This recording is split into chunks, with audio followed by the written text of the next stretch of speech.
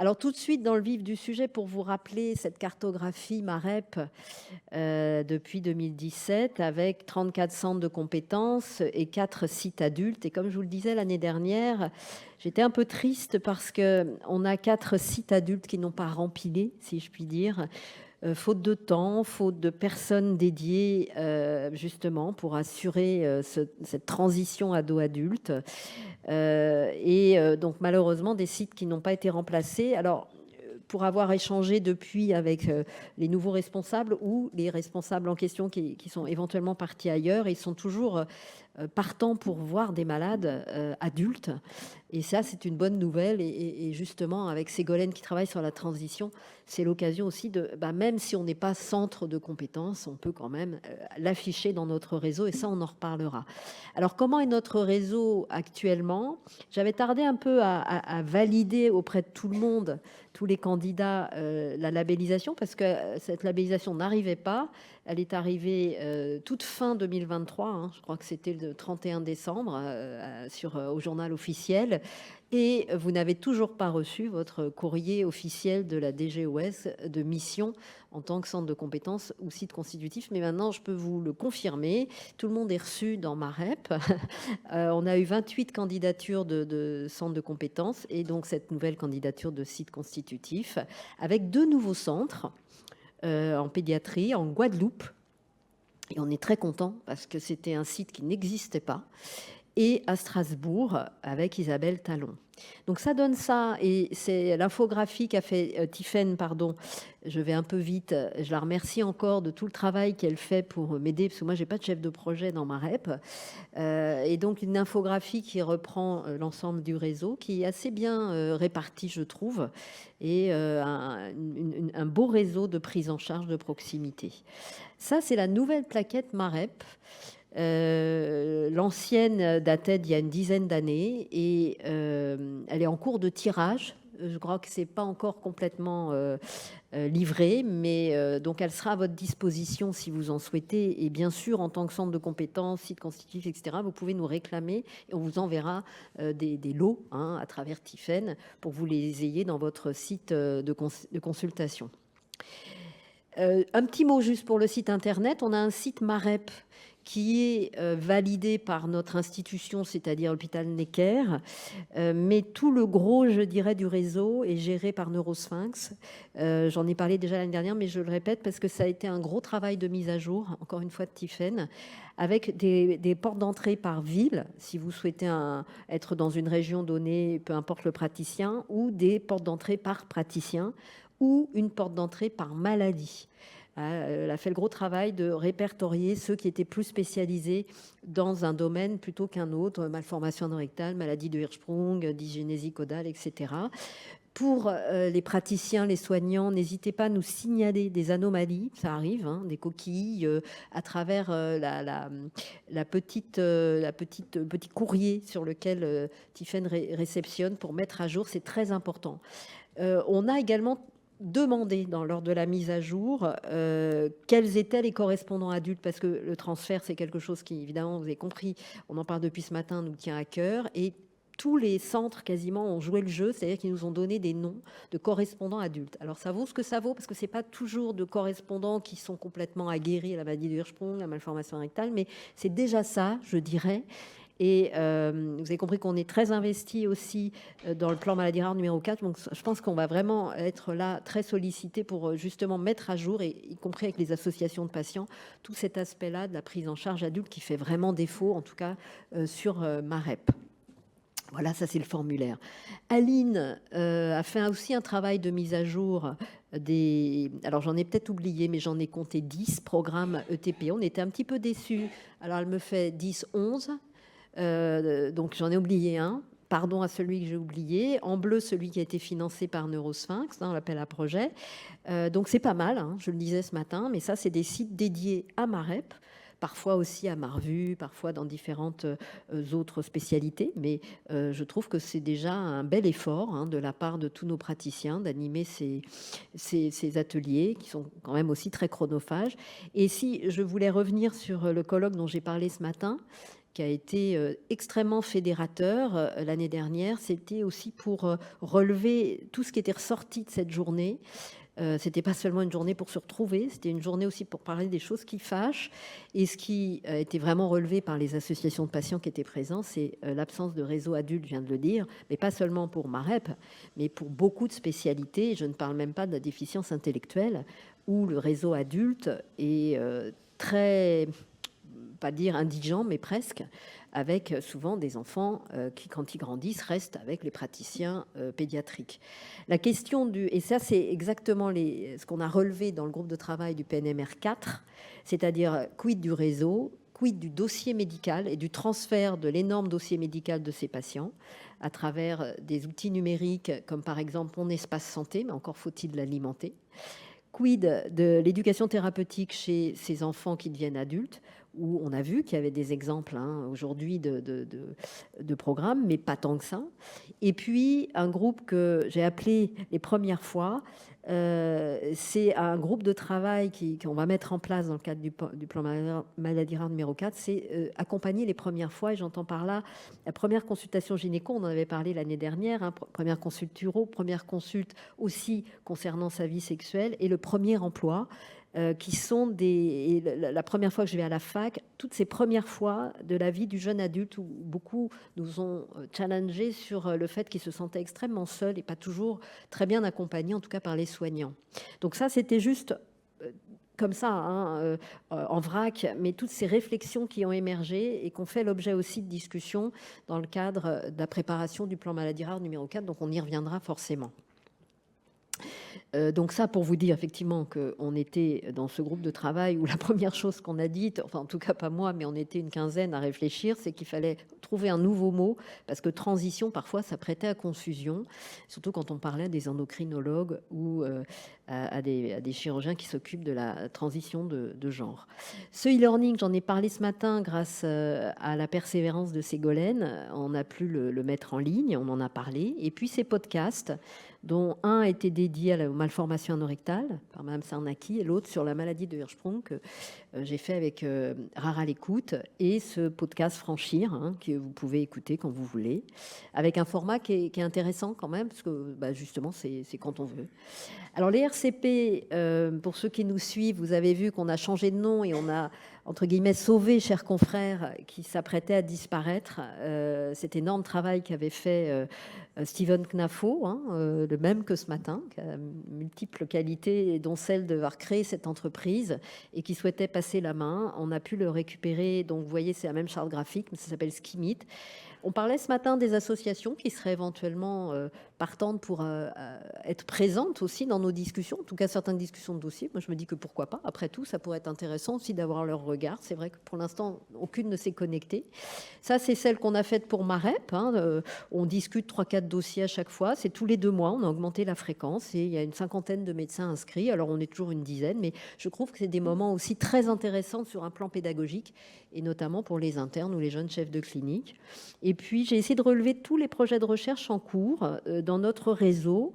Et finalement, on a actuellement 4 thèses en cours, dont 2 en sciences humaines et sociales, une qu'on vous avait présentée avec Julia il y a 2 ans, qui est sur la fin là, et puis une nouvelle avec Léa, qui est ici, qui est designeuse. Alors vous allez me dire, une designeuse, eh bien oui, il y a du design en santé.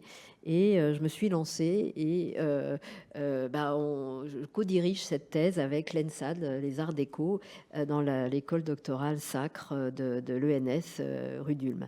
Il y a les 2 programmes de recherche de Anne Dariel, dont on parlera tout à l'heure, et celui d'Alexis Arnaud, aussi, dont Camille Duchesne nous avait parlé l'année dernière. Donc ça bouge et il y a quand même beaucoup de projets finalement. On aimerait aussi avec Anne lancer un projet, on en reparlera pour ceux que ça intéresse et ceux qui nous écoutent, sur les mégarectomes dans les malformations anorectales. Je lance l'info. Et je pense que c'est un vrai sujet extrêmement complexe et porteur. Voilà les appels d'offres Neurosphinx avec Sabine Sarnaki et puis Stéphanie Smadja qui ont été lauréats, financés. Et puis je reviens avec ma base de données maladies rares, mais c'est aussi parce qu'on est extrêmement sollicité, et à juste titre, par la DGOS. parce que d'abord on était et on espère rester leader en France dans ce domaine de la base de données maladies rares, bien qu'il y ait beaucoup d'autres pays maintenant à l'Europe qui commencent à s'emparer du sujet. Et comme l'a dit Ala, on est très sollicité pour fusionner nos bases. Je ne reviens pas sur ce schéma où vous savez donc qu'il y a un intervalle qui s'appelle Bamara et l'entrepôt de données de santé qui s'appelle la BNDMR, qu'il y a un formulaire et un formulaire à donner aux patients. Mais j'insiste à nouveau sur le guide de codage. Pour les soignants qui codent, qui nous écoutent, Anthony a fait un gros travail de guide pour coder et uniformiser. Moi, je me suis rendu compte, et je ne pense pas être la seule, quand je code les malades dans Bamara, je m'aperçois comme ils sont sites, multifilières et polypathologie, je dirais, que souvent, il y a une incohérence totale dans le codage. Si on prend par exemple les bactères, avec les anomalies vertébrales, les anomalies cardiaques, les anomalies œsophagiennes, et bien en fait, on est vite avec un site Bamara de codage qui est complètement fourre-tout et incompréhensible et totalement incohérent.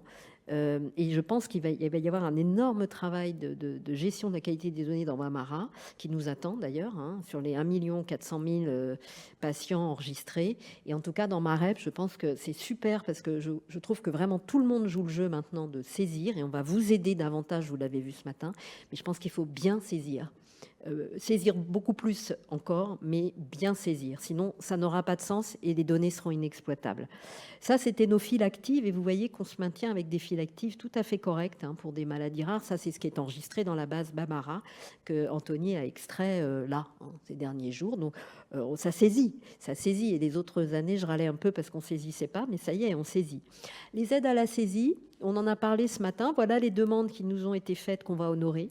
On en a discuté dans le comité scientifique, piloté par Fabrice Parker. Et on va pouvoir attribuer ces sommes, et tout le monde est resté très raisonnable, je trouve, mais on va aider. Pour l'instant, c'est pour cette année. J'espère que ça va être pérennisé régulièrement. Et puis, il y a eu des aides aussi d'aide simple à la saisie avec des techs locaux ou Anthony qui va aider. Donc voilà, des perspectives d'aide pour tous nos collègues qui en ont fait la demande. Je passe à l'Europe très vite, juste pour vous...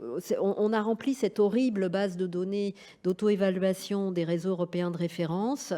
Anne Dariel a fait Ernica et j'ai fait Urogène. On y a passé des heures. Vous voyez, c'était des menus déroulants infinis où il fallait donner des tas de qualificatifs, je crois que j'ai téléchargé 260 pièces jointes pour arriver donc toujours au renouvellement de ce réseau européen. On s'accroche à l'Europe, même si je dirais presque qu'ils sont un peu en retard par rapport à nous, puisque on a été vraiment en avance avec les filières et que eux ont créé les réseaux de référence européens en 2016, donc bien après nous.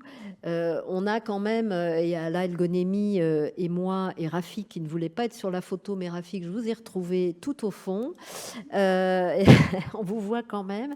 On était à Nijmegen et vous voyez, on n'y était pas ni pour la vue ni pour le beau temps, mais on a été travailler donc encore sur les guidelines, cette fois, dans les malformations anorectales. Il y a eu 5 volets qu'on vient de terminer là et on espère pouvoir les publier. Donc ça, c'est une bonne nouvelle avec l'Europe. Et les codes HPO qui sont des sous-groupes de codes Bamara, je ne reviens pas dans les détails, mais qui sont aussi à travailler avec l'Europe. On ne peut pas ne pas faire avec l'Europe, je pense, par les temps qui courent.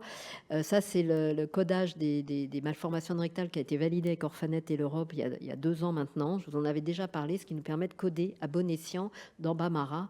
Et là, je reviens au codage Bamara qui doit ne plus se faire avec l'ancien codage. Ceux qui codent me comprendront. Je vous ai mis les références. Ça, c'est Anne que j'ai retrouvée sur la photo en Pologne en 2024. J'ai pas pu y aller. Qui représente plutôt la maladie de Hirschsprung, mais pas que, puisque Ernica représente aussi les atrésies de l'œsophage et toutes les pathologies digestives d'origine rare autres. C'est toujours des moments aussi fédérateurs. On a publié il y a maintenant 3 ou 4 ans le référentiel de prise en charge des Hirschsprung recto-sigmoïdiens et on vient de publier le consensus des Hirschsprung coliques totaux. Je rappelle qu'on avait aussi publié un référentiel sur l'irrigation transanale avec péristine il y a plusieurs années maintenant. Alors, on travaille, et Mona va vous en parler, donc sur le PNDS Hirschsprung. Hein, et puis, j'ai déposé aussi une demande de financement pour la malformation anorectale après 6 ans, puisqu'on a déjà publié celle entre 0 et 6 ans, il y a 2 ans maintenant, sur le site de la HAS. J'espère qu'on va avoir le temps, mais vous allez voir, Mona est pleine d'énergie et surtout, elle a la méthodo bien en tête. Pour finir, Ségolène voulait que je vous parle d'Observatoire du traitement. On n'a pas beaucoup parlé aujourd'hui parce que pour l'instant, c'est plus dans les tuyaux de la filière, enfin des filières, hein, c'est pas encore complètement remonté au centre, mais ça va venir dans le sens où la DGOS a mis en place maintenant depuis pratiquement 2 ans ce qu'elle a appelé l'Observatoire du traitement. On ne se sentait pas complètement concerné à Neurosphinx sur les traitements. Et puis finalement, on a déclaré, j'avais interrogé les centres de référence sur les médicaments hors AMM. Et finalement, il y en avait une quinzaine qu'on utilise en neurochirurgie, en neurologie, en douleur et dans MAREP aussi, et dans MARVU. Et comme Ségolène est pharmacienne, et bien finalement, elle a cette double casquette transition et elle va aux réunions. Et on a 3 molécules hors AMM, utilisées hors AMM, qui ont été retenues par la NSM. Alors, on ne sait pas très bien encore sur quoi ça va déboucher, mais en tout cas, pour Neurosphinx, il y a 3 molécules, enfin MAREP, pardon, il y a 3 molécules qui ont été retenues, que sont le Normacol avant 3 ans, le Macrogol et puis le Movicol. Et le microlax, pardon, excusez-moi, qu'on utilise complètement en AMM, puisqu'on les utilise quasiment chez les tout petits la première année de vie. Alors pour l'instant, on en reste là. On a fait un énorme tableau, vous voyez, avec d'autres indications, mais dans d'autres neurochir, Marvu, etc., qui ont également été sujettes à discussion. Mais pour MAREP, voilà celles qui ont été retenues. Et il y a ce fameux groupe GRIO. C'est une abréviation du groupe de recherche interfilière sur le traitement qui s'est mis en place. Pour l'instant, on assiste à toutes les réunions. Le but étant d'identifier les accès compassionnels, les accès précoces pour certains médicaments, mais également les médicaments hors AMM. Et là, je pense qu'on sera vraiment concerné. Sur quoi ça va déboucher? Peut-être d'autoriser officiellement le fait que on utilise des médicaments hors AMM, c'est un fait. C'est validé aussi dans la littérature. On va voir sur quoi ça débouche, mais en tout cas, on est présent dans ce groupe GRIO, donc vous en entendrez parler, c'est sûr, parce qu'on vous ressollicitera aussi certainement pour valider les finalités de ce groupe. Je finis par dire que dans BAMARA, il y aura un set de données minimales. Vous savez qu'il y a un set de données minimales sur les données patients, mais il va également y avoir... effectif, un set de données minimales traitement qui va permettre aussi à nos instances d'identifier justement tous ces traitements prescrits chez des patients de la filière. Voilà, ça c'était les actions en cours avec différentes actions qui commencent à être menées, mais je voulais vous en parler. J'oublie pas nos associations de patients qui vont parler tout à l'heure, hein, toujours fidèles, avec trois associations Hirschsprung, l'association du Curarino à Pasque, la FAO, Solidarité Handicap et Tintamarre. Dans toutes les réunions à l'Europe, il y a SOMA avec Nicole Schwarzer et Aymar avec Dalia Aminov qui sont présentes. Et des journées auxquelles on a participé, la FAO, et puis la super week-end avec un sourire pour Hirschsprung dans une ferme pédagogique. Voilà, je vous parle des cartes d'urgence tous les ans, mais je pense que c'est bien que vous n'oubliez pas que ça existe. N'hésitez pas à nous les réclamer, on vous les enverra si vous avez une rupture de stock. Et ça, c'est aussi l'application Poupenpi qu'on a mise à jour grâce à la filière, parce que ça coûtait trop cher et MAREP n'aurait pas pu assumer. Ça coûte très cher de mettre à jour une application. On a presque 2500 inscrits, 70 médecins. Donc, elle vit sa petite vie d'application. N'hésitez pas, elle est gratuite et sur tous les stores. Je vous remercie de votre attention. Et je vais passer la parole à Anne Dariel, qui nous écoute, j'espère, et qui va vous présenter ses projets et ce qu'elle fait à Marseille.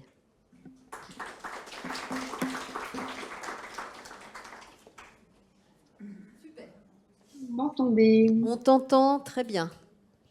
Super. Merci Anne.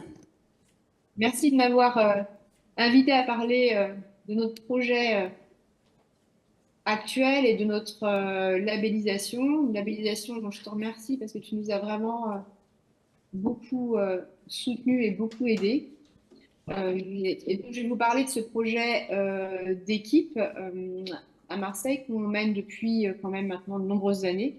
C'est un projet d'équipe, vous allez voir, parce que ce projet a été monté avec de nombreuses personnes qui m'ont aidé aussi à préparer toute cette présentation. La première personne que je remercie, c'est Claude Borion, le docteur Claude Borion, qui a vraiment commencé à être centre de compétences MAREP et qui m'a appris beaucoup. On a également la chance d'avoir à Marseille un autre centre de référence, un autre centre constitutif du professeur Faure, le centre CEMAVEM, ce qui a vraiment aidé au développement de notre centre constitutif à nous, parce qu'on a vraiment, on mélange nos idées, on se dynamise, et puis notre équipe multidisciplinaire, on la partage également. Et on a également à Marseille, le centre aussi de compétences sur le Marbu et donc, je vous parle de projet d'équipe. J'inclus le patient, bien sûr, dans cette équipe et sa famille. Donc, comment on a monté notre projet? Le moteur de notre projet, ça a vraiment été le parcours patient. Vous savez qu'il y a 3 étapes importantes, la naissance, l'arrivée à l'école et après la transition de transfert. Donc, vous savez que la naissance dans le parcours patient s'ensuit d'un diagnostic très précoce, que ce soit la malformation rectale ou les Hirschsprung, avec souvent des temps de séparation mère-enfant, des soins pré- et post-opératoires douloureux qu'on demande à faire aux parents, des chirurgies parfois difficiles. Là, le moment aussi difficile, c'est l'entrée à l'école, hein, avec vraiment la gestion des troubles sphinctériens et l'anxiété de cette propreté pour les parents et l'enfant. Et plus tard, donc, après l'adolescence, la transition. Donc, les complications au milieu de tout ça. Donc, notre projet, on a vraiment essayé d'identifier nos manques, en fait, dans notre prise en charge pour pouvoir permettre à l'enfant et à ses parents une prise en charge adaptée vraiment et centrée sur leurs besoins. Donc, comment est-ce qu'on a identifié les manques? Comment est-ce qu'on a essayé d'y pallier? Donc, on a beaucoup travaillé en équipe, on a beaucoup écouté et réfléchi avec les parents, les familles, les patients, l'équipe soignante qui a vraiment eu un très grand rôle également chez nous dans le développement de projets dont je vais vous parler, et bien entendu les associations de parents et les réunions que nous avons pu avoir avec certaines associations. S'informer, se former, ça a vraiment été une grosse partie là, qui était plutôt médicale. Une formation grâce à des collègues, discussions entre collègues, une formation nationale sur des participations à des congrès, à des webinaires, et également au niveau européen avec les ERN dont parlait Célia juste à l'instant. Donc, quel manque est-ce que nous avons identifié, sur lequel nous avons travaillé pour cette labellisation? La première chose, ça a été l'annonce, je vous en parlerai après. Donc, ça, on a vraiment fait un gros travail autour de l'annonce, parce que c'était vraiment quelque chose que l'on ne faisait pas bien. L'équipe multidisciplinaire qu'il a fallu monter dans le service.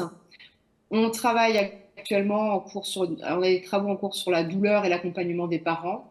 Une chose qu'on a essayé aussi de développer, c'est vraiment le réseau extra-hospitalier, le lien entre l'hôpital et la ville, l'éducation thérapeutique et également la prise en charge diététique que nous n'avions pas, mais qui maintenant, tout ça, c'est bien en route. Et la transition, car nous avons la chance ici à Marseille d'avoir un chirurgien adulte qui nous accompagne pleinement, dont je parlerai après.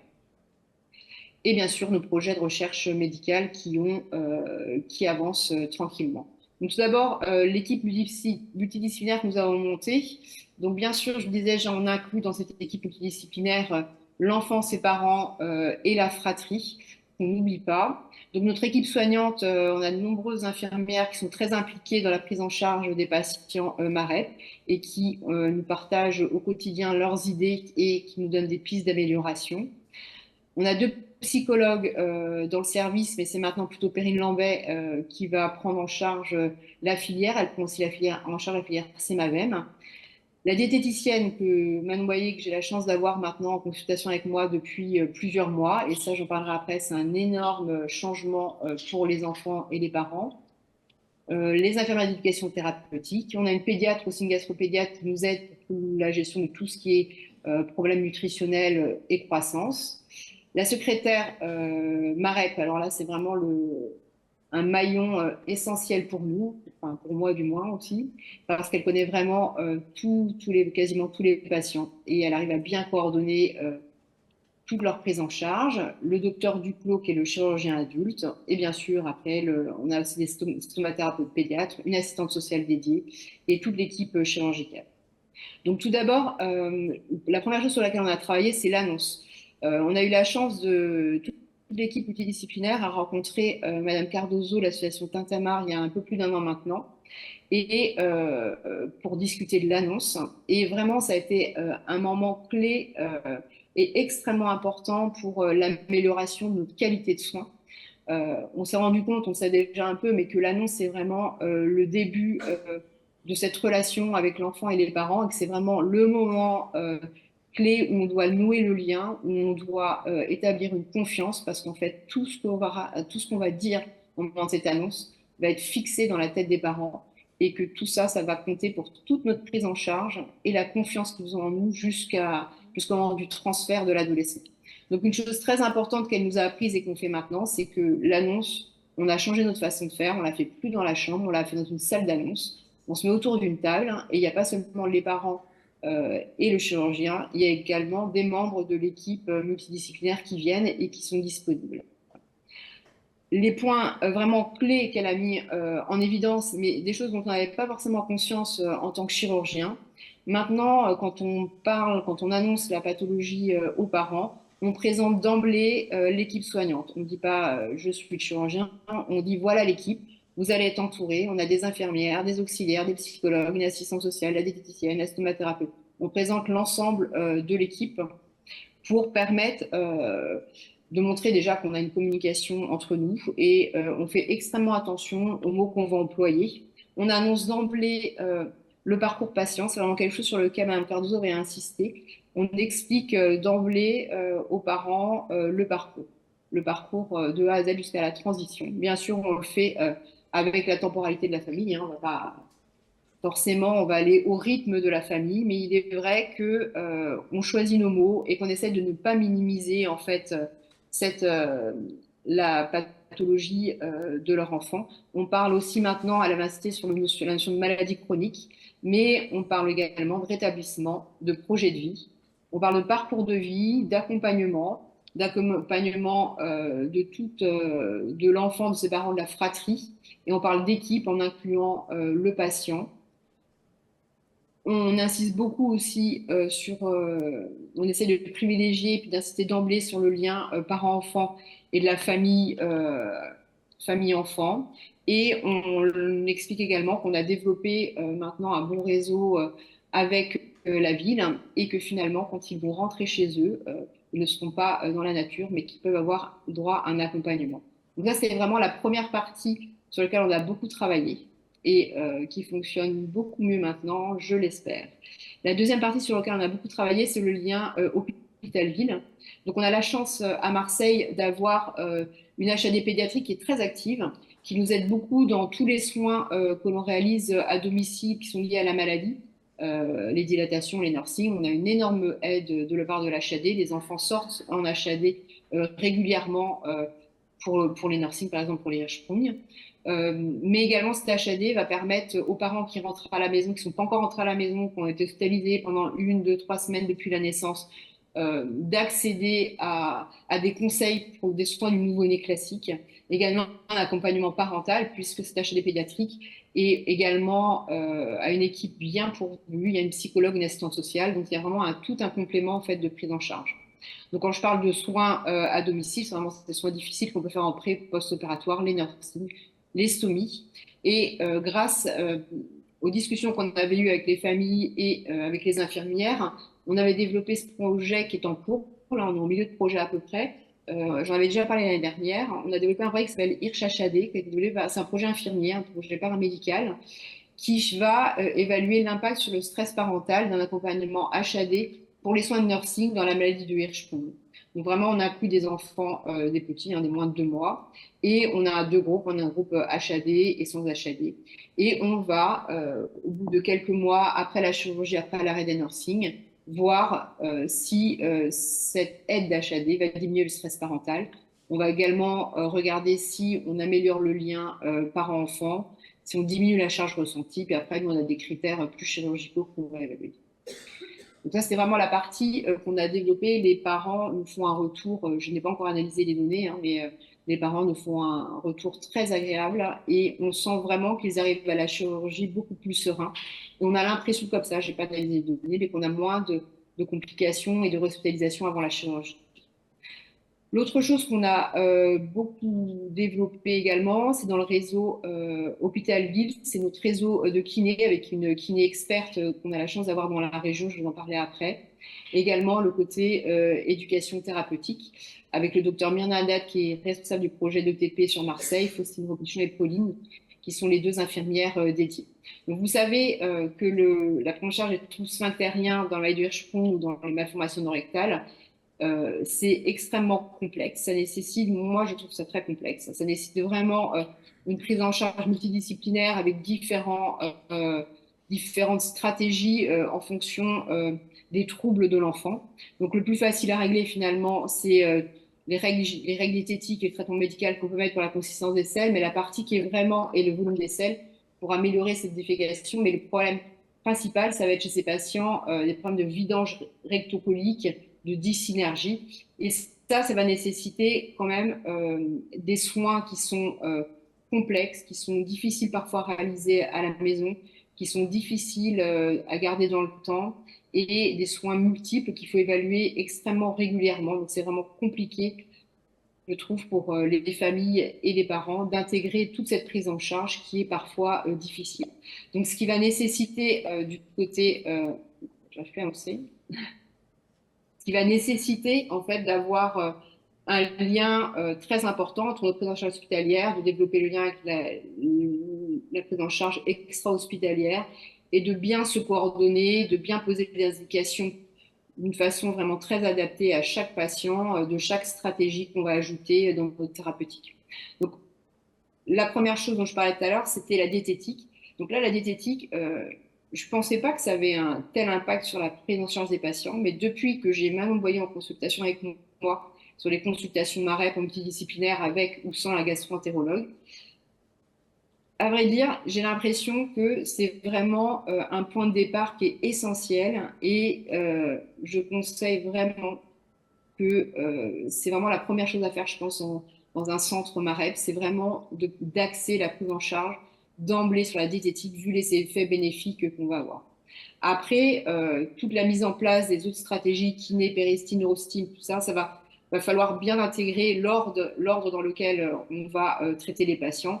Par exemple, pour des enfants qui ont des malformations rectales, qui ont une impaction fécale plus importante ou des pseudo-incontinents chez le Hirschsprung qui a du mal aussi à vidanger son rectum, son néorectum. Il est vrai que aller directement à la kiné, par exemple, n'est pas forcément une bonne idée chez tous les enfants. Il faut d'abord passer par le péristine.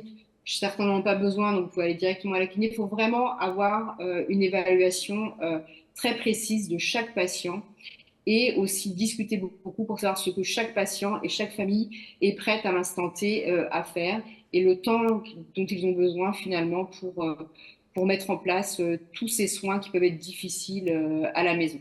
Donc, je vous parlais du kiné parce qu'à Marseille, on a la chance maintenant d'avoir, depuis quelques années, mais là, on a intensifié nos relations avec Camille Beauvert, qui a développé un réseau de kiné régional pour les enfants. Moi, elle m'épate parce qu'elle a vraiment une expertise maintenant dans les malformations anorectales et dans les Hirschsprung. Elle est capable, par exemple, grâce à son interrogatoire, l'évaluation clinique, avec un simple EMG de surface, de vous catégoriser les patients, de dire ce patient-là, il a une hypertonie, il pose bien, il pose pas bien. L'autre a une hypertonie, il est en plus synergique. Un autre patient, elle saura vous dire qu'il est que dysynergique, qu'il n'a pas d'hypertonie. Elle saura vous dire celui qui n'a pas d'hypertonie, qui n'est pas dysynergique et qui a juste une poussée inefficace. Donc, elle a vraiment une expertise dans le diagnostic finalement kiné de ses enfants. Et on discute beaucoup et ça nous permet d'adapter finalement notre traitement. Elle a vraiment en tête d'améliorer le confort et la qualité de vie des patients. Elle a des objectifs qui sont listés ici, hein, d'améliorer la vidange, d'apprendre la défécation autonome, réduire les fuites, diminuer le temps de passage aux toilettes, elle arrive à savoir quand on peut se séparer des suppositoires, quand on peut espacer les péristines, et elle le fait de façon extrêmement adaptée, on le fait en collaboration. Elle utilise la rééducation classique, hein, du toilet training, l'éducation globale à la défécation. Elle utilise aussi beaucoup le biofeedback. Donc, en fonction, si l'enfant, par exemple, est hypertonique, elle va apprendre, grâce au biofeedback, à l'enfant à contracter, surtout à relâcher son périnée. Et si l'enfant est dysynergique, elle va lui apprendre à avoir une poussée bien synergique. Et souvent, à la fin ou pendant en fait ces séances de kiné, elle est capable de nous rendre maintenant un bilan anorectal pédiatrique. Elle est en train de mettre en place toute une fiche en fait d'évaluation du patient qui est extrêmement intéressante, je trouve, pour nous dans notre pratique quotidienne avec les enfants. L'autre partie de prise en charge sous le sphinctérien, vous le savez, c'est certains enfants ont besoin d'irrigation anale, le péristine. Donc ça, c'est pareil, ça nécessite, c'est un soin, il faut quand même l'avoir en tête, qui est extrêmement perturbant et c'est un soin très difficile qu'on demande aux enfants. Même si nous, on en connaît finalement le bénéfice, va falloir savoir préparer en fait nos patients, la famille à ce soin compliqué. Et elles le font très bien. Donc on discute beaucoup entre nous avant de mettre les péristines pour poser l'indication. On prépare l'enfant avant de débuter, on met en place et après on favorise l'observance à long terme grâce à cette personnalisation qu'on a mis en place du soin et du rythme, surtout dans la communication qu'on a avec les enfants et leurs familles. Donc les infirmières chez nous évaluent, expliquent bien le soin. C'est un grand temps passé très long pour expliquer le soin. Elles ont pas mal d'outils à disposition. Après, rentre dans la discussion avec la famille et l'enfant de quand ils décident en fait de commencer ce soin. Quand ils ont décidé de commencer le soin, on les hospitalise en HDJ. On met en place finalement le rythme, le volume. On voit s'il y a besoin d'une aide à domicile. Elle les rappelle ou elle les voit physiquement à J7, J10 du premier péristine. Elles ont ensuite, elles les rappellent régulièrement ou elles répondent aux emails pour voir s'il y a des adaptations particulières à faire.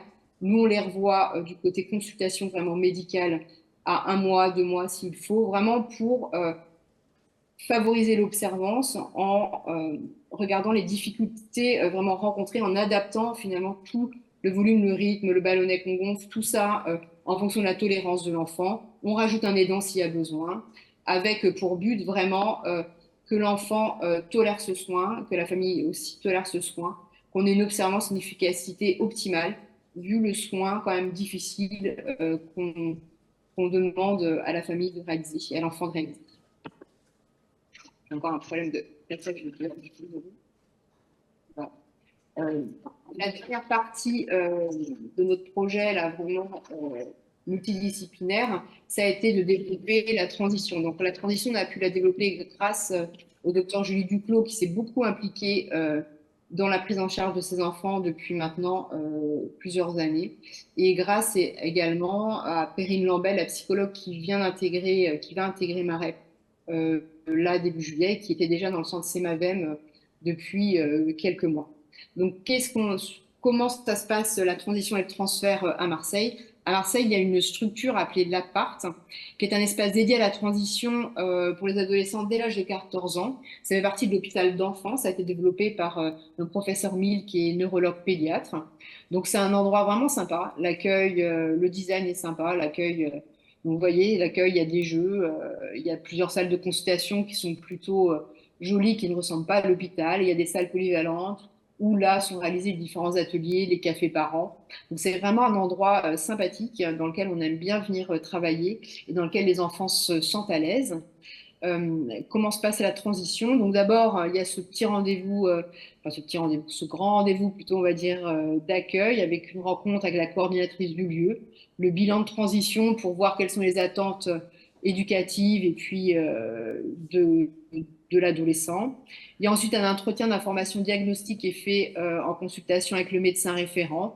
Donc ça se fait dès l'âge de 14 ans, en faisant le point sur le diagnostic, les maladies, où on répond aux questions. Il y a un espace où les adolescents peuvent se rencontrer, les adolescents qui font partie souvent du même centre en fait de référence de maladies chroniques, donc pour nous MAREP. Ils peuvent jouer, hein, il y a un baby-foot, ils peuvent écouter de la musique, et il y a pas mal de vidéos, de brochures, de BD thématiques, vraiment pour s'informer. Donc la transition, je vous disais, on la commence à 14 ans avec une première consultation dont je viens de vous parler. Et après, Perrine Lambert, la psychologue, et Pauline Haenès, l'infirmière d'éducation thérapeutique, ont mis en place 4 ateliers d'éducation thérapeutique avec Semavem, qu'on est actuellement en train qu'elles vont débuter, qu'elles n'ont pas encore débuté, mais qu'elles débutent en septembre, et qu'on adaptera également à Marep, avec 4 thématiques. Ma transition, c'est quoi? Mes projets de vie, gestion de démarche médicale et administrative, mon intimité, ma sexualité, mes relations, et le transfert, comment ça se passe. Donc, c'est 4 ateliers au cours de ces 4 années jusqu'au transfert, avec en même temps un équivalent pour les parents, qu'on appelle les cafés parents, qui vont favoriser les échanges entre parents. Et un transfert qui se fait vers 17-18 ans, avec cette première consultation qu'on réalise avec le chirurgien, donc le docteur Duclos, qui va prendre ensuite le relais pour nos patients. Côté recherche, donc je vous ai déjà parlé de ce projet qui est vraiment extrêmement intéressant qu'ont développé les infirmières, là, le HHAD sur l'impact sur l'utilisation de l'HAD pour les soins de nursing. Elles sont également en train de développer un projet de salle sensorielle pour la réalisation des soins douloureux du nouveau-né. Surtout, c'était parti en fait de la nécessité de diminuer les douleurs finalement ressenties lors des dilatations anales, par exemple pour les malformations non rectales, avec un ressenti vraiment des parents qui est extrêmement difficile. Donc ce projet est en cours. Et il y a un projet médical qui est plus suffisamment fait, donc, sur lequel je travaille depuis longtemps, c'est le projet Butirch dont je vais vous parler. Donc ce projet Butirch, il a pris naissance après finalement un projet que j'avais développé avec l'équipe dans le Grand Ouest, dans un laboratoire de neurogastroentérologie dirigé par Michel Neumist, où on avait étudié chez des enfants opérés du maladie du Hirschsprung, de la zone saine, et on s'était rendu compte comment de la chirurgie, les enfants qui faisaient des entérocolite plus tardivement, donc en post-opératoire, avaient déjà au moment de la chirurgie une perméabilité des artères qui était augmentée, et que cela avait favorisé les entérocolites, et qu'en plus les enfants qui présentaient des symptômes obstructifs post-opératoires dans le Hirschsprung avaient aussi un certain phénotype neuronal avec une diminution des neurones nitrinergiques, ceux qui vont relâcher en fait le muscle intestinal. Donc on s'était posé la question, qu'est-ce qui peut finalement réparer cette barrière et qu'est-ce qui peut un peu orienter le phénotype des neurones. Et le butyrate était déjà utilisé dans l'équipe de neurogastroentérologie pour d'autres pathologies. Le butyrate, c'est vraiment un régulateur de la barrière épithéliale intestinale. Normalement, c'est un acide gras à chaîne courte qui est produit de façon naturelle par les bactéries coliques. Et ce butyrate a des effets sur la barrière intestinale, en maintenant l'intégrité avec un effet immunomodulateur, et va venir réguler finalement le phénotype des neurones, renforcer cette perméabilité, diminuer l'inflammation locale et renforcer la neurotransmission. Dans le laboratoire de neurogastroentérologie, il avait déjà été utilisé chez l'animal avec vraiment ses effets positifs. Et à Nantes, il y a déjà eu un essai clinique qui avait été réalisé chez le prématuré de moins de 1,5 kg et ça n'avait pas montré d'effets secondaires. Donc là, actuellement, le projet est de voir si ces lavements rectocoliques de butyrate qu'on ferait finalement au moment des nursing chez l'enfant qui a une maladie de Hirschsprung, une forme courte, vraiment en préopératoire, est-ce que réaliser ces lavements de butyrate en préopératoire vont pouvoir diminuer les entérocolites post-op et diminuer les troubles fonctionnels intestinaux. C'est un projet d'essai clinique médicamenteux de phase 3 qui est multicentrique et national, qui est contrôlé et prospectif, qui est financé depuis quelques années par un PHRC national. Le projet n'a pas débuté parce que nous avions eu des soucis avec l'ANSM qui n'avait pas validé l'utilisation de la matière première initiale. Donc, on a développé avec un industriel le médicament qui est complètement développé. Et donc là, on doit le déposer maintenant à l'ANSM en début d'été. Et j'espère que ça va pouvoir être validé, que nous allons pouvoir avancer. L'autre chose dans laquelle nous sommes quand même beaucoup impliqués à Marseille, comme l'a dit Célia, c'est les ERN, les centres maladies rares, en fait, le réseau maladies rares au niveau européen. Donc c'est vrai que Marseille, on est plus impliqué dans Hernica et Célia est plus impliquée et est impliquée également mais dans toute la partie urogène plus de malformation rectale. Donc vous voyez, c'est vraiment les ERN sont développés dans toute l'Europe, hein, et il y a 3 centres en France qui en font partie. Donc, le but vraiment de ces ERN est d'améliorer la qualité de soins finalement des patients au niveau européen, au niveau local, chez nous, au niveau national, en mettant en place des stratégies d'amélioration des soins, de discussion en fait de cas complexes, de développement de guidelines, de consensus statement, et également avec un énorme travail, je vais en parler juste rapidement après, qui se fait avec les organisations d'associations, enfin les associations de parents au niveau européen. Donc, Célia vous en a parlé, c'est vrai qu'elle avait participé aux guidelines du Hirschsprung recto-sigmoïdien qui ont été publiés il y a quelques années. Et là, il y a une publication il y a quelques mois des guidelines pour le Hirschsprung colique total auquel nous avons participé toutes les deux.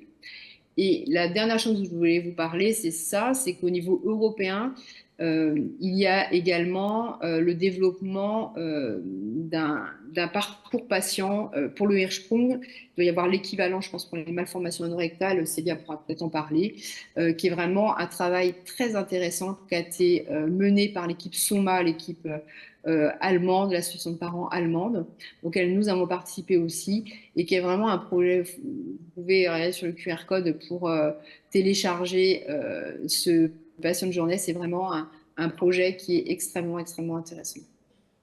Et voilà, et je tenais à remercier pour cette labellisation toutes les personnes qui m'ont extrêmement aidé. Claude Borion, professeur Chabrol à Marseille, Madame Sarnaki, Célia et Aline, bien sûr Anne Ecker, et Florent Gisard qui était la chef de projet des maladies rares de Marseille qui est partie, mais qui m'a aidé à compléter tous ces dossiers de labellisation et particulièrement le dossier européen qui a été très très compliqué, très très long et fastidieux à remplir. Voilà. Je vous remercie. Merci beaucoup, Anne. Est-ce qu'il y a des questions? Non. Écoute, merci beaucoup. Ravi que grâce à ces financements, tu puisses développer. En plus, ça fait nord-sud, donc je trouve que déjà, ça commence à couvrir l'ensemble du territoire pour les patients. C'est formidable. À bientôt. Et puis, on va passer la parole à Mona. J'ai demandé, donc Mona Negrea est médecin, pédiatre, néonatologiste, néonatologue, je sais jamais les deux. Et elle a participé activement à nous aider à la rédaction du PNDS pour les malformations anorectales. Elle a participé au PNDS pour le dysraphisme avec Timothée de Saint-Denis, avec Michel Zera. Elle a aussi travaillé avec Firando pour d'autres PNDS et guidelines, et elle s'est pris au jeu visiblement. Et donc elle nous aide pour le PNDS Hirschsprung qu'elle a commencé à travailler, bien qu'on n'ait pas encore commencé nous à le relire. Et je voulais qu'elle nous parle de la méthodologie qu'on ne connaît pas toujours très bien, qui est extrêmement rigide au niveau de la HSI quand même. Mais un peu. Merci Mona. Merci Célia, merci d'avoir insisté faire cette présentation. Tu m'as annoncé il y a 2 semaines ton souhait. Et effectivement, on est en tout début de notre projet, et merci à l'équipe chirurgicale de Necker qui me permet de faire partie de ce projet. C'est quand même un grand honneur. Voilà, et effectivement, je suis pédiatre néonatologue ou néonatologiste, je ne sais pas quel est le terme approprié. En tout cas, de formation depuis quelques décennies déjà, pédiatre et surtout dans le domaine des nouveau-nés. Et je travaille effectivement depuis quelques années dans une maternité parisienne, je peux la nommer, à l'IMM, à Montsouris. Et on m'a proposé en 2020 faire partie de ces équipes qui aident à la rédaction des PNDS. À vrai dire, à l'époque, je ne savais même pas ce que c'était. Donc j'ai découvert au fil des années, et je suis au 4e PNDS, effectivement. Et le 5e, il n'a pas eu une finalité parce que, bon, voilà, des raisons. Professeur Zera, de toute façon, il nous a quittés. Et effectivement, on est à notre deuxième collaboration. Donc, effectivement, la méthodologie, elle est quand même bien explicitée dans les liens Internet qu'on retrouve facilement sur le site HAS. Il y a quand même une méthode d'intention, de déclaration d'intention, méthode d'élaboration, une sorte de formatage qui est quand même obligatoire pour le texte à la fois et pour l'argumentaire scientifique, parce qu'il y a deux volets de ce PNDS. Et l'argumentaire scientifique, effectivement, est le socle de ce protocole, qui est un texte, une monographie sur un sujet, une maladie rare en l'occurrence, parce que nous y sommes. Et je ne vais pas vous détailler, parce que vous trouvez facilement tout ce qui est à apprendre sur le sujet. Je vais essayer d'appliquer les méthodes exigées, on va dire, par l'HAS à notre PNDS, Hirschsprung. Je ne vais pas m'attarder sur tout ce qui est complexité de Hirschsprung ou définition ou autre, parce que je pense que ce n'est pas le sujet de la journée. Je vais essayer de dire que effectivement, il y a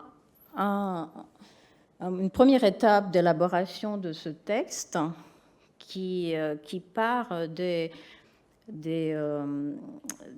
on va dire, d'une recherche bibliographique qui essaye d'être assez large, voire exhaustive, et qui s'adresse, ce texte s'adresse effectivement aux professionnels de santé, en l'occurrence ceux qui s'en occupent, qui sont en charge de dépistage, de la prise en charge, de la thérapeutique et du suivi par la suite.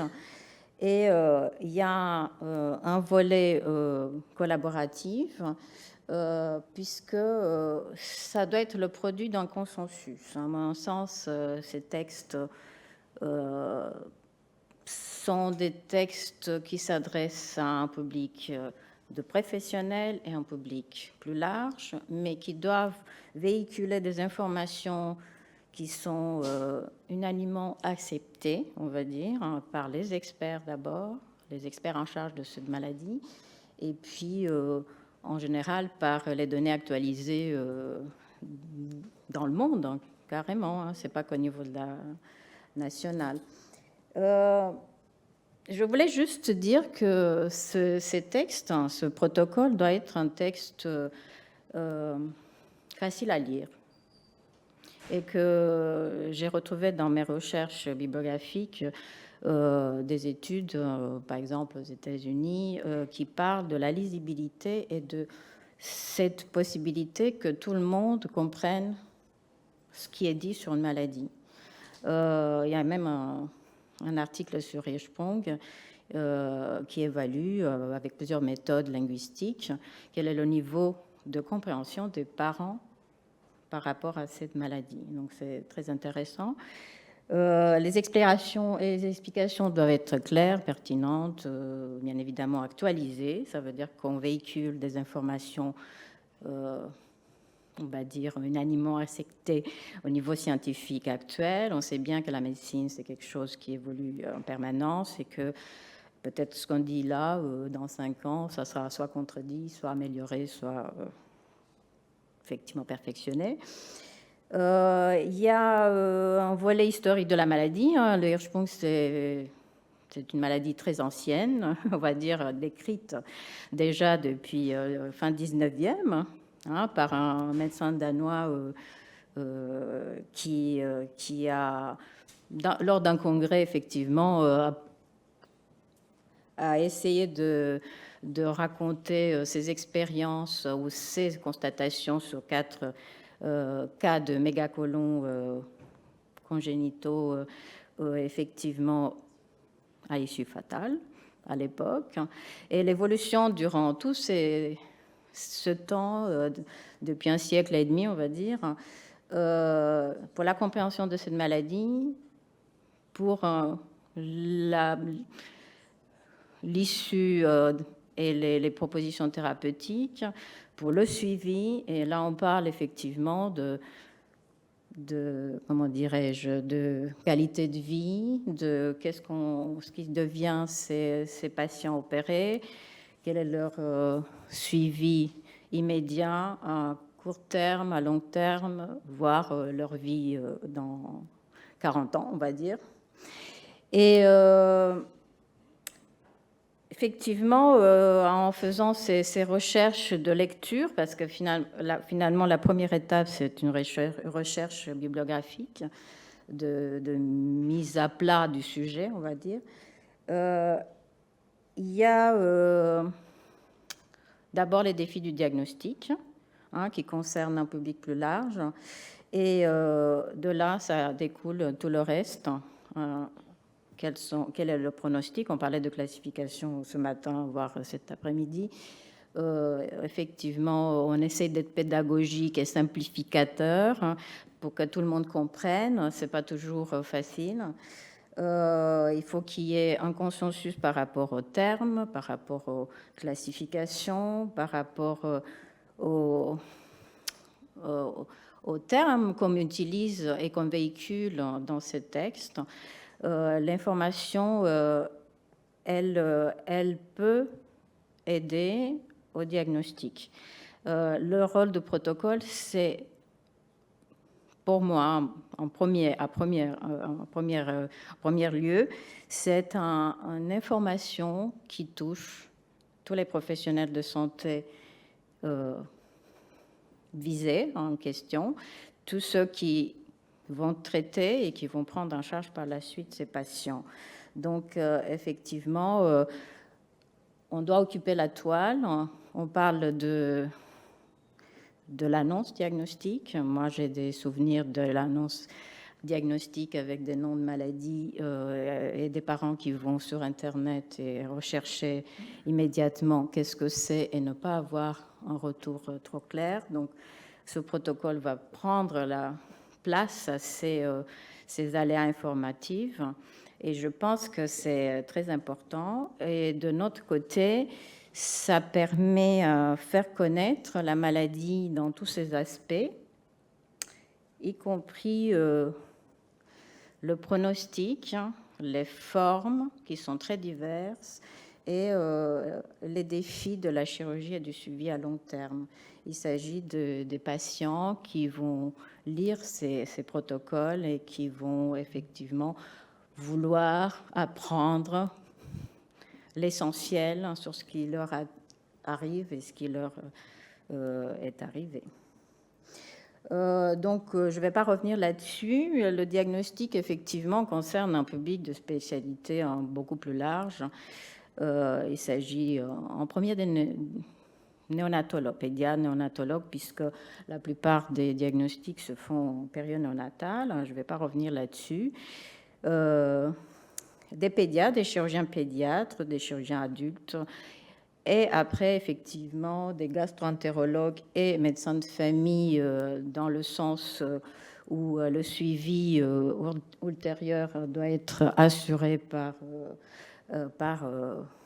le lien avec la ville aussi, et avec d'autres spécialités, on a bien vu. Le diagnostic est facile quand on a accès aux avis spécialisés et aux examens diagnostiques précoces. Vous savez bien qu'à Paris, la démographie médicale est extraordinaire et que, quand même, moi je travaille dans un endroit où, à 15 minutes de Necker, on peut se permettre d'avoir tout de suite recours à des examens, des avis spécialisés. Ce n'est pas le cas partout. Et ces protocoles, ces textes, ces monographies assez complètes, enfin assez complets, c'est nécessaire parce que on peut évoquer le diagnostic et être, comment dirais-je, confortés par les textes qu'on a le droit d'envoyer un enfant voir le chirurgien qui est peut-être plus loin et que effectivement ça peut sauver une vie et on sait tous que l'Ursprung est une maladie qui nécessite un traitement en urgence, un diagnostic en urgence, un traitement en urgence et effectivement la prise en charge en urgence par la suite. Je ne vais pas parler de génétique et des cas familiaux. Elle n'est pas très aidante actuellement, puisqu'on a plus de formes sporadiques et parce que les recherches continuent, on n'est pas encore arrivé à des conclusions trop alléchantes, on va dire. Et je vais parler par contre des formes cliniques qui sont polysymptomatiques, les formes de constipation chronique, qui peuvent donner lieu à des diagnostics tardifs. Et je dirais,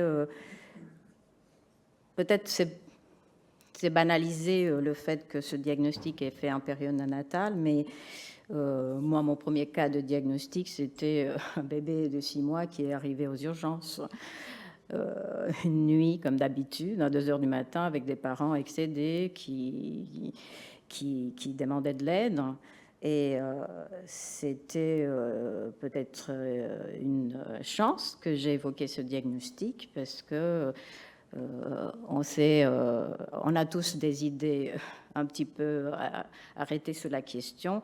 En faisant la lecture des articles dernièrement, je me rends compte qu'il y a des formes qui peuvent être diagnostiquées plus tard, y compris à l'âge adulte. Il y a des rapports de cas spécifiques pour l'âge adulte. Le protocole, on est actuellement dans une phase d'identification des questionnements qui concernent le diagnostic et on se pose les questions des tests et on va dire un peu standardisées avec des modalités des prélèvements d'analyse similaires d'une équipe à l'autre. On retire de la littérature effectivement quelques avancées à ce niveau-là. Est-ce qu'on va s'aider bientôt de l'intelligence artificielle pour, par exemple, lire tout ce qui est tissu, à un niveau anatomopathologique ou histochimique? Est-ce que ça va nous aider là-dessus? Est-ce que les études sur l'échographie ultra-fréquence vont aider à ce qu'on fasse moins de tests invasifs? Parce qu'à l'heure actuelle, c'est quand même la biopsie rectale plus l'expérience de l'anatomopathologiste qui donne la clé du diagnostic, l'avancée du diagnostic. Bien évidemment, les options thérapeutiques, ça, on sait que les experts, ils sont en train de se réunir régulièrement et qu'on discute les cas et les dossiers assez régulièrement. J'ai bien compris tous les mois ou tous les 2 mois. Et les nouveautés thérapeutiques, bien évidemment, s'adressent à ceux qui sont suivis, souvent en post-opératoire. Je ne vais pas me détailler là-dessus. Vous avez bien compris que le texte, le texte du protocole n'est pas référencé. En fait, ça part d'un travail bibliographique, mais en soi, il n'est pas référencé. C'est une réflexion qui est datée. C'est ce qu'on apprend à l'heure actuelle sur une maladie. Si on tape PubMed, Hirschsprung, on tombe sur plus de 7000 publications. On essaye de faire un choix d'articles et on arrive à 100 à 200 actuellement. Il y a une méthodologie qui est propre aux maladies rares. Vous savez tous que maladie rare, ça veut dire peu fréquente, 1 sur 2000. 1 sur 1500 aux États-Unis, 1 sur 2500 au Japon. En tout cas, le seuil ne compte pas. 1 sur 5000, c'est pour les Hirschsprung, dans la plupart des papiers. Et rare, ça ne veut pas dire que peu fréquente, ça veut dire aussi complexe. Difficultés de diagnostic, difficultés de communication sur l'expérience. Les articles qui sont publiés, en général, sont soit des études rétrospectives, soit des rapports de cas. Il s'agit des cohortes qui sont petites. On en retient ce qu'on en retient. On ne va pas s'attarder sur les proportions données, sur des cohortes aussi petites. La statistique peut être pauvre et non concluante. Et pourtant, il y a beaucoup d'articles qui arrivent au même résultat. La répétition des données et des résultats dans le même sens nous conforte dans l'idée que c'est des articles qui ont quand même un niveau de preuve scientifique assez important. Je privilégie beaucoup plus maintenant tout ce qui est méta-analyse et revue d'experts, parce que effectivement, le consensus des experts, ça représente actuellement, je pense, un vrai guide pour nos protocoles. Voilà. La méthodologie, c'est une chose. La méthodologie de Hirschsprung, une autre chose. Et la méthodologie qui donne une actualisation, parce que tu m'as demandé effectivement de donner une actualité sur le protocole de Hirschsprung. On s'est rendu compte qu'en faisant le tour du problème Hirschsprung, on tombe sur ces formes courtes et longues, et qui sont de ressort chirurgical pur et suivi, traitement suivi et prise en charge. Et il y a une petite partie de ce qu'on appelle forme étendue de Hirschsprung, qui relève d'un avis spécialisé autre, qui sont les gastro-entérologues. Et on s'est, particulièrement pour ce protocole, on s'est posé la question, qu'est-ce qu'on peut faire pour donner une vision d'ensemble de cette maladie. Et on a eu la chance d'être contacté par une équipe de gastro-entérologues qui voulait se dédier aussi du temps pour la rédaction de ce texte. Et l'actualité pour ce protocole, c'est qu'effectivement, ça va être le résultat de 2 équipes, finalement. L'équipe chirurgicale de Necker et d'autres sur le territoire, puisqu'on va avoir quand même une extension des avis et de relecture et de rédaction par d'autres experts sur le territoire, et une partie qui concerne la forme étendue, qui sera effectivement, on va dire, coordonnée par professeur Lamiraud, qui est à Bordeaux. J'ai une dernière diapo qui, effectivement, conclut la présentation.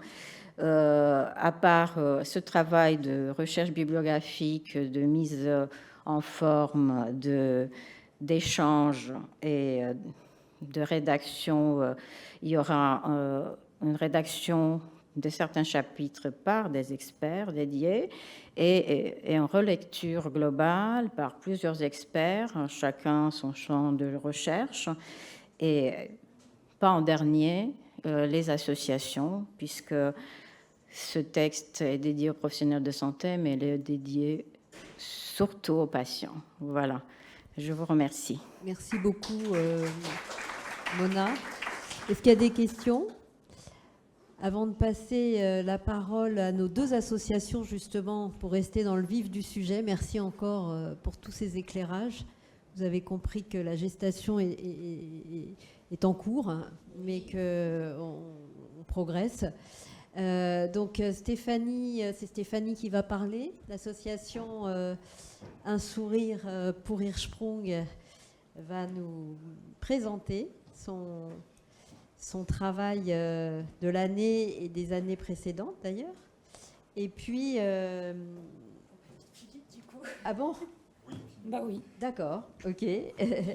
Et ensuite, l'association AFMA va nous présenter, mais je vous présenterai juste après.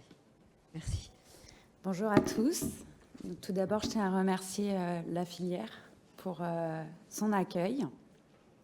Donc, je suis la présidente de l'association Un Soir pour Ersprung, association qui a été créée en 2015.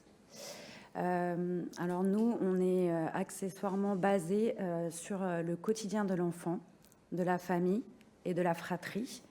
Donc on mène nos actions en fait particulièrement auprès des familles.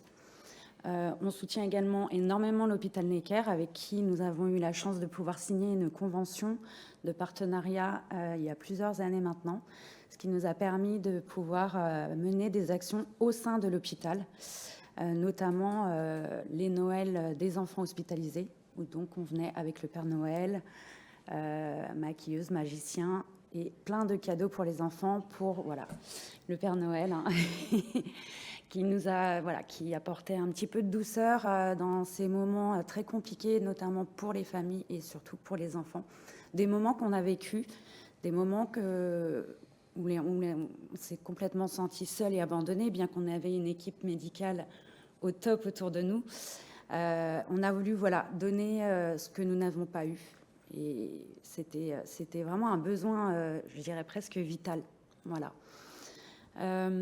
À titre personnel, donc je suis la maman d'Iloris, il a 12 ans aujourd'hui, il est atteint de la maladie de Hirschsprung, et je tenais à remercier, j'en profite, toute l'équipe multidisciplinaire de Necker pour leur dévouement au quotidien pour nos enfants.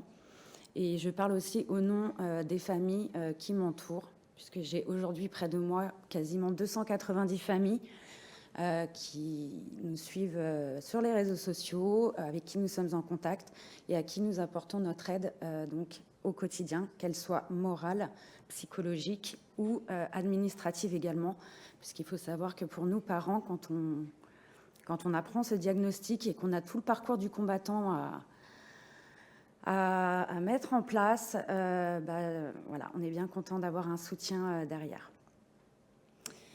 On a fait beaucoup de projets, notamment pendant le Covid, où on a pu aider Célia en finançant des visières pour maintenir les consultations et les blocs.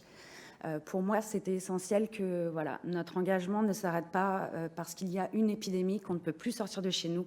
Non, on pouvait quand même agir et l'association était là pour les soutenir à ce moment-là.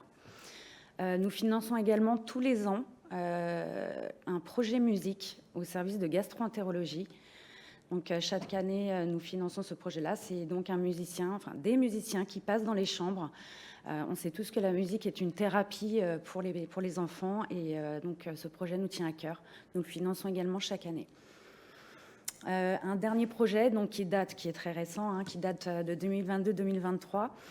On a été contacté par la Fondation Groupama, avec qui nous avons réalisé une balade solidaire à Vic-sur-Seille, et qui nous a permis de réaliser notre beau projet, puisque nous avons collecté la somme de 17 000 €. Ça a été l'une des plus grosses sommes de la Fondation Groupama qu'on a pu collecter depuis des années.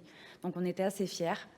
Et ça nous a permis du coup d'aboutir à un projet qui me tenait beaucoup à cœur, parce que c'est un projet auquel on avait réfléchi avec Célia on avait parlé depuis des années.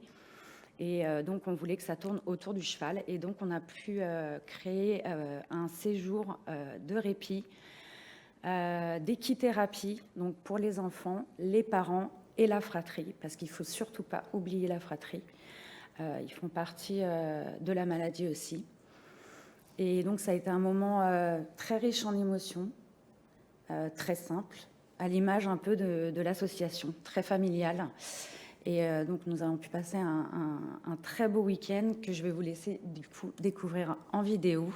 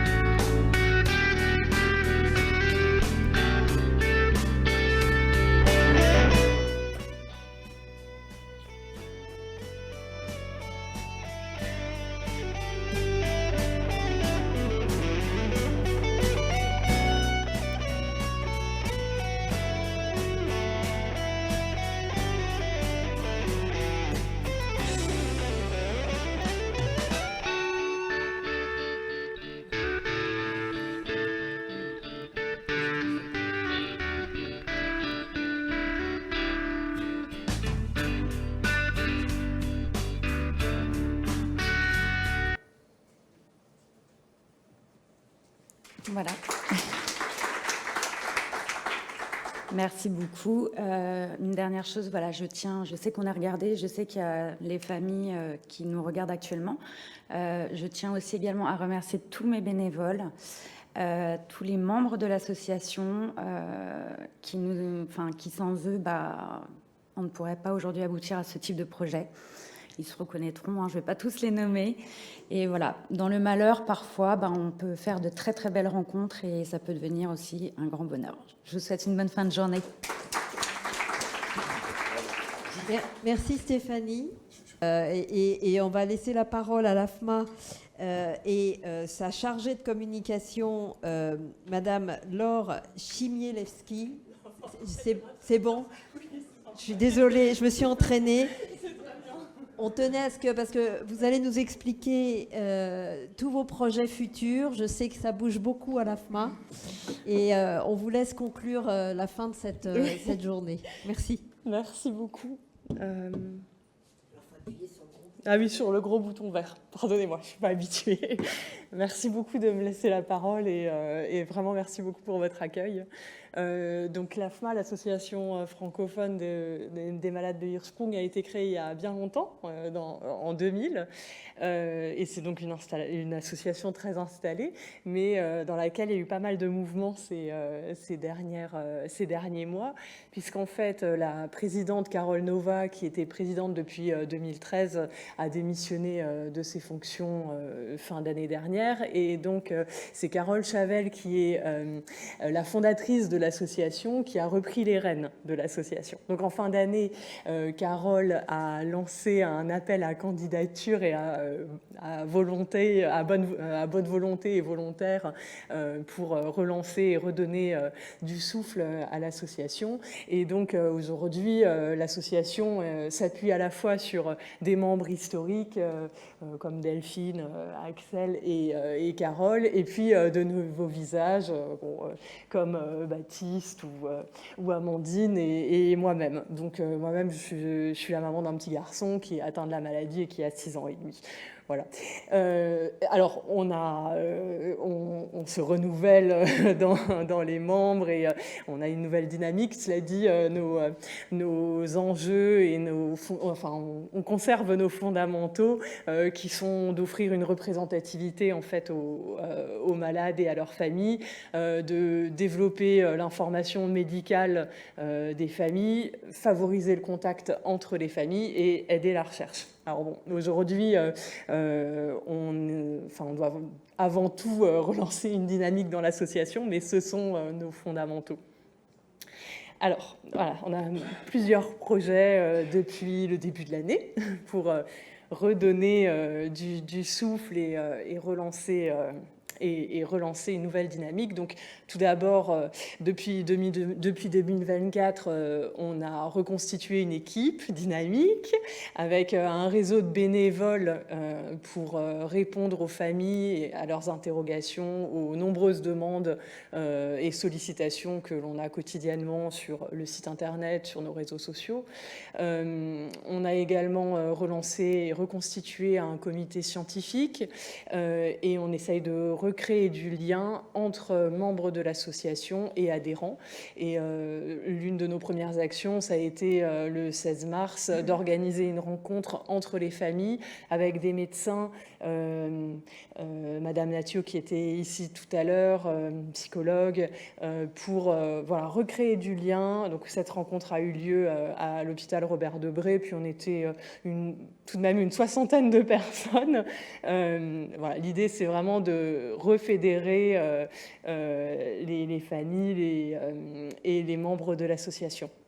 Et puis de recréer également du lien avec les filières, les réseaux maladies rares et autres. Donc, depuis cette journée du 16 mars, on a bien identifié nos enjeux là, à court terme, qui sont déjà rompre l'isolement des familles. Je crois que c'est quelque chose qui revient très régulièrement dans ce qu'on a pu entendre ces derniers mois, de participer activement à l'amélioration de la prise en charge des patients et plus spécifiquement, on en a beaucoup parlé aujourd'hui, de la prise en charge des ados et des adultes. C'est un projet, c'est quelque chose qui nous tient particulièrement à cœur, d'autant plus qu'au sein de l'association, nous avons beaucoup de membres adultes, de jeunes adultes qui ont des prises en charge assez diverses et plus ou moins... il y a une vraie demande pour cette prise en charge des jeunes adultes. Et enfin, de relancer la recherche. Aujourd'hui, c'est quelque chose qui était un peu en suspens dans l'association et c'est une vraie volonté de se remettre en selle sur cette thématique. Donc, à court terme, nous avons 3 projets.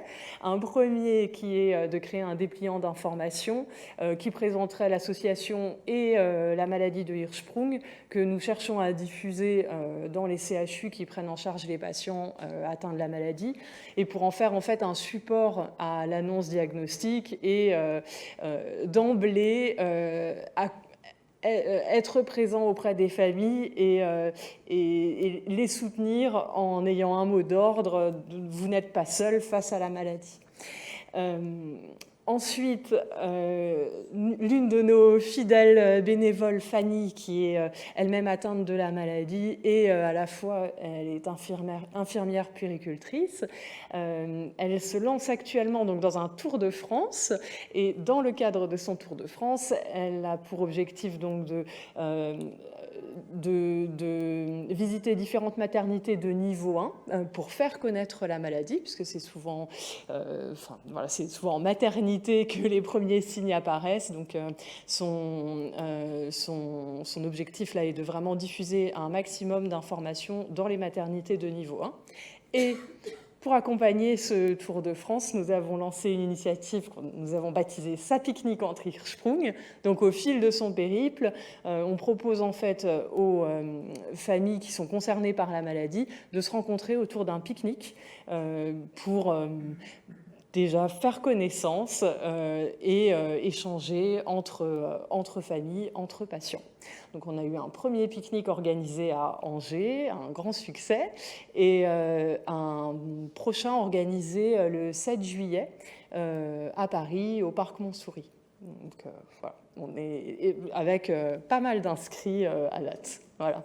On espère en organiser d'autres. On en a également un de prévu d'ailleurs, samedi à Quimper, en baie de Morlaix, fin du mois de juin. Mais nous avons d'autres villes de prévues en région lilloise et vers Lyon.